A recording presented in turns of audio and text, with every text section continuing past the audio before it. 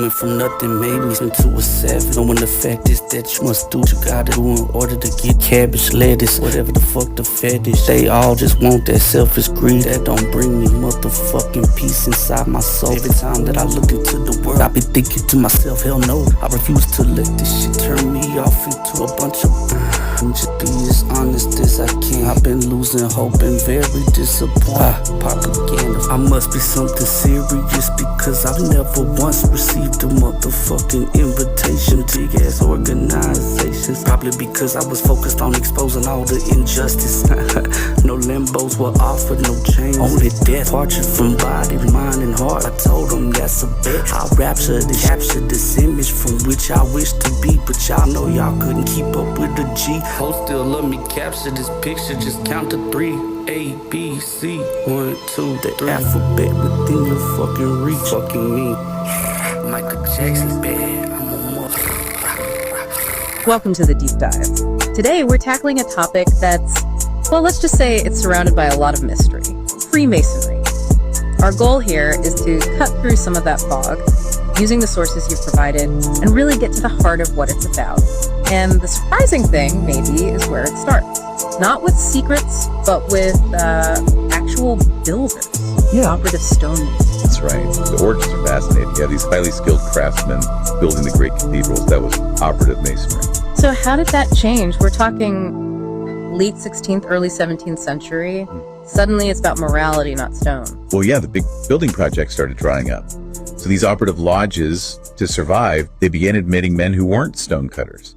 These new members were drawn to the intellectual side, the social aspect. It was a unique place where men from different walks of life could meet. Kind of like an early social network? In a way, yes. And this happened right alongside the Enlightenment. So ideas like reason, tolerance, knowledge, they were in the air. Foundational documents like Anderson's Constitutions in 1723 sort of codified this shift. Lodges became hubs for thought, attracting people like Benjamin Franklin, for instance. Oh, wait, so they stopped building physical structures. How do they teach these moral lessons then? It seems like the symbols are key. Absolutely key. The symbols are the teaching tools. Think about the most famous ones. The square and compasses. You see that everywhere. And the letter G. Exactly. The square represents morality, acting on the square with people. The compasses are about circumscribing your desires, self-restraint, basically. And the G, well, that can stand for geometry, very important to builders, obviously, but also often for God, or the great architect of the universe. It signifies that belief in a supreme being. A supreme being. But you're saying it's not a religion. That distinction seems crucial. It's fundamental. Freemasonry is a fraternal organization for self-improvement and mutual support. It asks for a belief in a supreme being, yes, but it has no specific theology, no path to salvation. In fact, discussing specific religions or politics is forbidden in lodges. The aim is harmony. Which hasn't stopped criticism, though, like from the Catholic Church. Right. The Church has condemned it multiple times, starting way back in 1738 with In Eminenti. The main issue seems to be a perceived religious indifference, that Masonry treats all religions as equal. Got it. Now, let's tackle the elephant in the room. Is it a secret society? Our sources seem to push back hard on that label. They do. The term they prefer is a society with secrets. There's a difference. Okay, explain that difference. What are the secrets then, if it's not a secret society? The secrets are mainly the modes of recognition, like handshakes and the specific details of the rituals. These are kept private to preserve their symbolic meaning for members. But, their meeting places aren't hidden. Members are often open about belonging, and their charity work is very public. And that charity work, it's pretty significant, isn't it? Oh, it's massive. Think about the Shriners Hospitals for Children. They've provided free care to over 1.5 million kids since 1922. That's just one example. Wow. Then you have things like the Masonic Charitable Foundation in the UK giving millions. Across the board, Masons contribute huge amounts daily to various causes.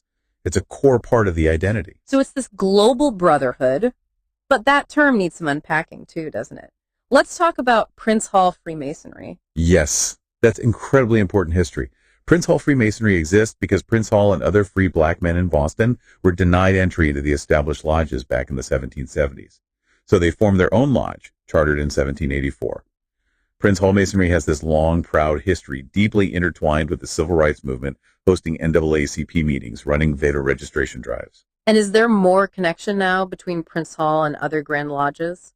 Thankfully, yes. Over the last few decades, there's been increasing mutual recognition. It's a move towards realizing that global brotherhood more fully. So, looking forward, how does an organization with centuries of tradition stay relevant, especially when we hear about declining membership in some places? It's adapting. They're using digital tools like online learning platforms. Solomon is one example to educate members and the public. They're using social media for transparency.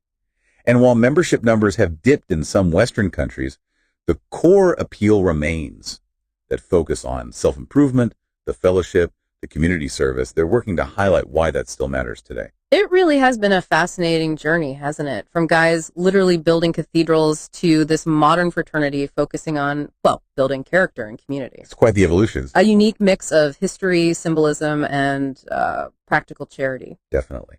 And maybe here's a thought for you to chew on. Freemasonry has lasted centuries, adapting constantly.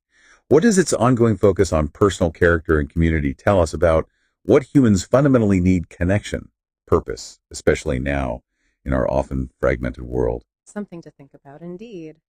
Thank you for joining us on this deep dive. We hope this sheds some light on the square and compasses.